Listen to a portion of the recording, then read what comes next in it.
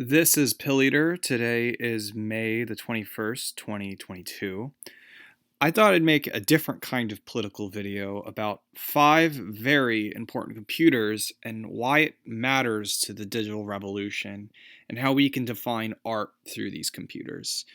In fact, everything is so design centric or around objects. I believe these 5 computers are very important to the way we think about electronic music and as well computer arts. So, in that chronological order, let me begin. The first very important computer, I believe, is the ZX Spectrum, which came out around April of 1982. Most popular in European areas, especially the English. This kind of little bleepy bloopy machine with a tape deck, that's where Rareware got its start with a Tic Attack and Jetpack, Saber Wolf, and Nightlore, all those kind of great isometric Filmation kind of games that I'm actually nostalgic about, and I thought were really hip and artsy in the 2000s era. All this really does in terms of music is kind of that 2-channel bit, bloop, bloop, kind of those noises. And in such a small package, this kind of helped people understand how computers can be interesting and all pixelated and as well in depth. And so I think the ZX Spectrum really starts, prior before any personal computer or hobbyism where programming, the typewriter that can do many things, I believe the ZX Spectrum. And I think it's and as well as that nostalgic trip over the cassettes that reads data. Kind of the start of it all, the ZX Spectrum. And I still believe to this day the ZX Spectrum kind of helped start the understanding what it means to make computer art on a very basic level. The second important computer is the Commodore 64 that later came out in 1982. Now, America did not get the ZX Spectrum, but instead, I believe, got the Commodore 64. And it's kind of an alternate history here. You'll see these kind of revisionist history saying it's the best-selling computer of all time and whatnot. It's kind of like a little improved version of the ZX Spectrum, in a way, depending if you want to say that. Importantly, this had kind of the SID chip in it, where there's 3 channels of noise waves, and that kind of has the noise channel, a bass, and a lead. And through kind of early chiptune and all that, you had to program it. At least it was making some kind of noise, but it was at a point where it was so low bit and crushed that with just a noise channel and a square and a sine wave, you can make something come out of it, and it's no longer just signaling through the 2 channels on the ZX Spectrum. And with BASIC, again, so many, just watch videos on the 8-bit guy on this. I mean, the Commodore 64, there's a lot of games now by fans of ZX Spectrum classics now just being imported by the Commodore 64. And that RetroGames.biz has made the 64 Maxi, the big guy, and they just reissued this actually last year in digital format. So there's a lot of hip factor to the Commodore 64, but it really is the start of that kind of early demo scening, the early what can I do with basic written language, and kind of a better color palette that you had. But my personal bias goes out to the ZX Spectrum, and the Commodore 64 is the second step in that evolution. The third important computer is actually the Atari St, the 520 and the 1040 model. And the reason why I point out this Atari model that came out in June of 1985 is that it had MIDI in and out in this machine. So now you can actually send MIDI data, and that's what the Commodore and ZX did not have. And it also had a really pretty, graphical user interface. And later in the 80s, this is where Cubase started. One of the most early digital audio workstations started on this Atari you had a mouse and a little black and white screen, and you were literally drawing the piano roll, all on this. And again, that's late 80s, early 90s, but earlier then, you had basically sending MIDI out through this. And this becomes itself an internal clock. The ultimate heart to any electronic music setup is the Atari St.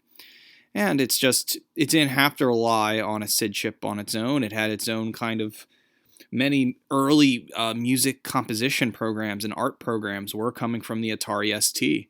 The band Atari Teenage Riot is an ode to this little device.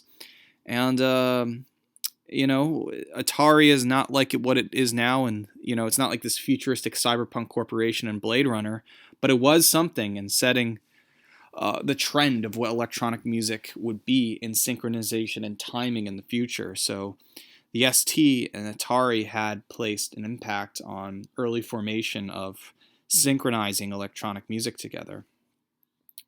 But the fourth important computer, I believe, is the Amiga 500, released in 1987, late 80s. This is where you finally had sampling technology, where you had the Paula chip inside of this, where you can now get a higher sample rate and it actually sounds good. You didn't have, if you couldn't afford like an Akai MPC, at a home level where you can play, Worms Director's Cut and Zool, you now had something that could actually play back samples. And when Karsten Orbarsky wrote the ultimate sound tracker to just organize video game music, that created a whole revolution of what we now know as tracking, that you can now trigger internal samples through a floppy disk and create something, a tangible music called .mod files. And this was really the start of tracker music. And MIDI technology wasn't there yet. Atari, Cubase later came out, and then it was Atari versus Amiga here. And if you wanted to be internal and triggering samples and making that early chiptune music, the Amiga was the start of that. Sure, they were programming music on the SID chip on the Commodore 64, but it was very difficult and very hard and not for the public.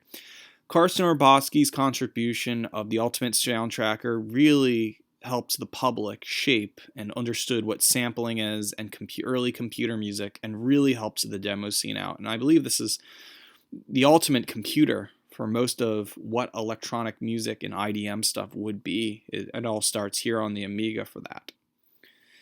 And so the last, I think the fifth most important computer, and this is kind of a trick question or a trick answer, is pretty much any PC in 1995 running MS-DOS.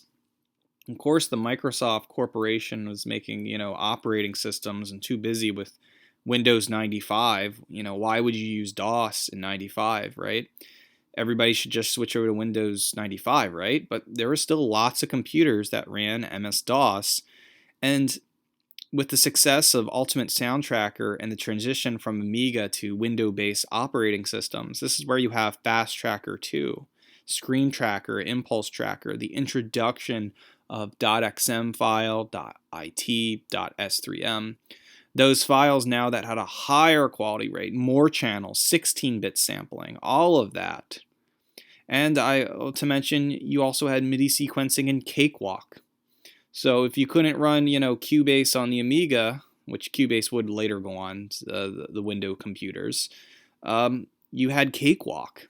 And Cakewalk was that kind of DOS triggering. So MS-DOS and Atari ST, they had both MIDI sending through that, and they were versatile in that. The Atari being more friendly with MIDI, but at least MS-DOS, this was now entering higher sample rates, and still the old tech entering the new. And this is kind of the last time we thought about old computers before we went totally into graphical user interface by the time we got to Windows 95, 98, 2000, XP, and beyond.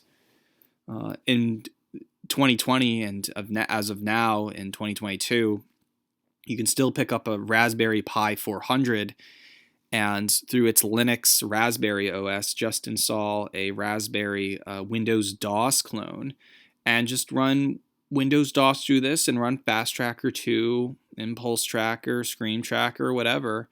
And with a little USB stick in your back, you have literally a computer like it was in the mid-90s, and here you are composing .xm songs. And see, that is kind of the last step in those 5 important computers that transform the way we think about electronica music. Looking back at these technology, it can range from the ZX Spectrum with bit banging, where it hears a signal and makes a little startup noise. the SID chip found in the Commodore, those 3 channels, the MIDI in and out from the Atari St, the Paula chip, the early sampling from the Amiga 500, dot mod from the Ultimate Sound Tracker, Pro Tracker, Cubase from ST later on with the graphical user interface, the dot XM from Fast Tracker 2, the dot S3M from Screen Tracker, dot IT from Impulse Tracker, better channels, better sampling rate, Cakewalk, just sending MIDI. These very important technologies all come from those 5 computers in that evolutionary step throughout the 80s into the early 90s. And this, you can look on Wikipedia, I would say, is what you would call the digital sound revolution. And I think if we understood these very 5 important computers and give them more significance, we can get away from the complex world of VSTs and digital audio interfaces and think electronic music back to just programming and writing and how it has to do with demo scene stuff. Everything today is a smartphone and graphical user interface, and we have to go back to that terminal world and think in terms of serving us and not this kind of escapism into a 3-dimensional Fortnite reality. And we got to think back to the earliest perceived sounds.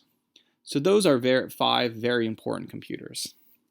If you like this video, just please subscribe. You can subscribe at youtube.com/pilleater, or you can actually go to my TikTok and subscribe there at tiktok.com/pilleater. Yes, please subscribe. Thank you for listening.